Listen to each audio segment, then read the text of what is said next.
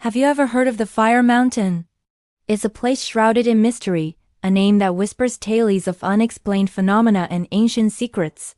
Today, we're journeying deep into the heart of this enigma, exploring the legends, the science, and the chilling eyewitness accounts that make Fire Mountain one of the most baffling places on Earth. Our story begins in a remote, rugged landscape dominated by a single colossal peak. Locals have called it Fire Mountain for generations, not just for its volcanic history, but for the strange, fiery lights that are often seen dancing on its slopes after dark. These aren't your typical campfires or headlights. Witnesses describe them as hovering orbs of orange and red light that move with an unnatural speed and intelligence, sometimes congregating in formations before vanishing into thin air. For centuries, indigenous legends have spoken of the mountain as a sacred, powerful place, home to spirits or guardians. They warned against venturing too close, believing the lights were the mountain's soul, a force that protected its secrets. These stories were often dismissed as folklore, simple explanations for natural events. But as time went on, the sightings became more frequent, and the witnesses more credible. The first documented modern account came in the 1950s from a forest ranger named Arthur Vance. While on a routine patrol one night, he saw what he described as a silent, pulsating sphere of fire rise from a ravine near the summit. He watched, frozen in place, as it hovered for several minutes before shooting straight up into the sky without a sound. Shaken, he filed a report, but it was buried in archives, labeled as an atmospheric anomaly. But Arthur wasn't the last one to see something strange. Throughout the 60s and 70s, pilots flying over the region reported bizarre radar interference and visual sightings of fast-moving lights that would pace their aircraft. One declassified report from a commercial pilot in 1978 details an encounter with a group of luminous objects that circled his plane before streaking away at a speed he calculated to be over 3,000 miles per hour. His equipment malfunctioned, his compass spun wildly, and for a terrifying few moments, he lost all communication. This is where the story takes a scientific turn. Intrigued by the growing number of reports, geologists and scientists began to study Fire Mountain more closely. Their initial theory was that the lights were a rare form of ball lightning, or perhaps discharges of piezoelectricity electrical energy released from quartz crystals in the rock under immense tectonic pressure. The area is, after all, geologically active. It seemed like a plausible, rational explanation. So, in the early 2000s, a team of geophysicists, led by Dr. Elena Petrova, set up a research station on the mountain's flank. They installed a network of sensors, magnetometers, seismographs, high-speed cameras, and atmospheric detectors. They were determined to capture this natural phenomenon in the act and finally solve the mystery. For the first few weeks, everything was quiet. The team recorded seismic tremors and magnetic fluctuations, all consistent with a dormant volcano.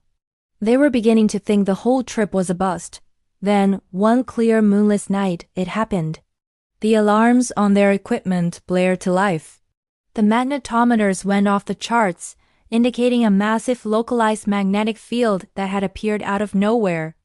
Rushing outside, Dr. Petrova and her team saw it with their own eyes. A grapefruit-sized ball of brilliant white light emerged from the ground just 100 yards from their station. It hovered silently, pulsing with an intense energy. According to her logbook, the air grew thick and smelled of ozone, like the aftermath of a lightning strike. The team was mesmerized. The light was not flickering like a flame.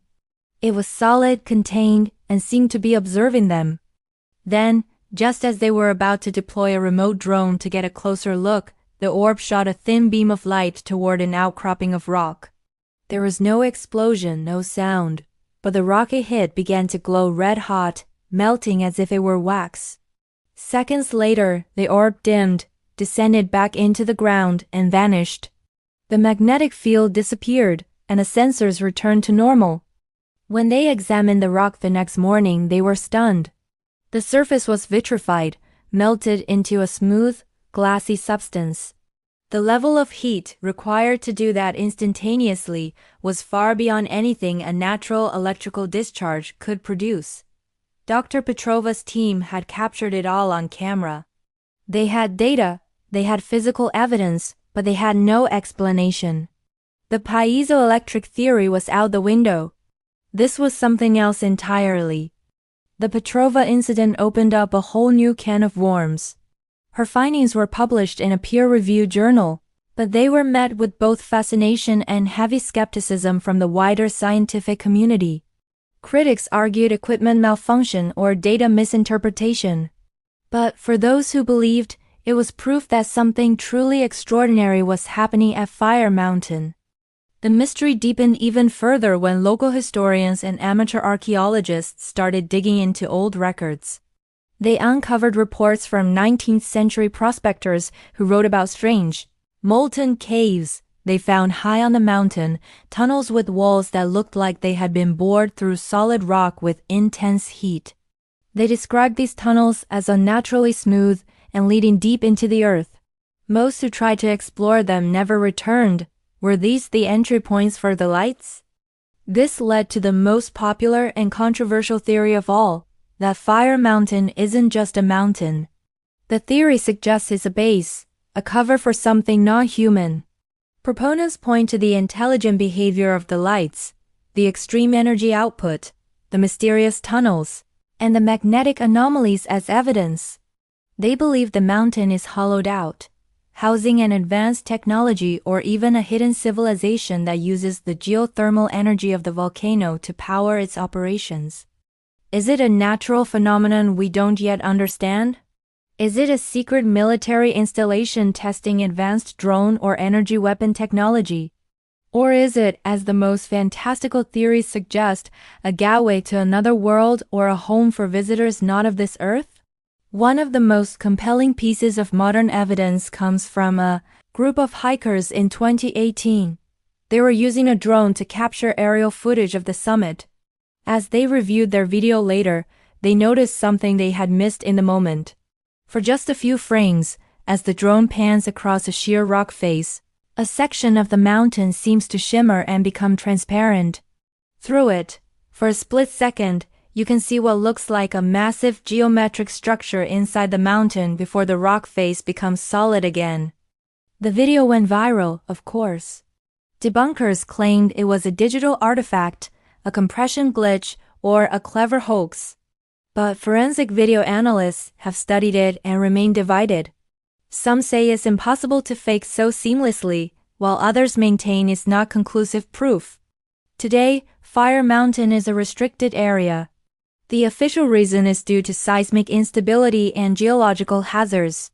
But many believe the real reason is to keep people away, to keep them from getting too close to the truth. Unofficial expeditions are still attempted by brave or foolish adventurers, and their stories only add to the legend. They speak of strange humming sounds coming from beneath the ground, of equipment failing without cause, and of a persistent, unnerving feeling of being watched. So what is the truth behind the Fire Mountain mystery? We have centuries of legends, dozens of credible eyewitness accounts, startling scientific data, and tantalizing video evidence. Yet, we are no closer to a definitive answer. It remains a puzzle where every piece of evidence only creates more questions. Is it geology? Is it secret tech? Or is it something beyond our comprehension? The mountain keeps its secrets well. What do you think is going on at Fire Mountain? Let me know your theories down in the comments. Thanks for joining me on this journey into the unknown. If you enjoyed this mystery, don't forget to like, subscribe, and hit that bell so you don't miss our next deep dive. See you next time.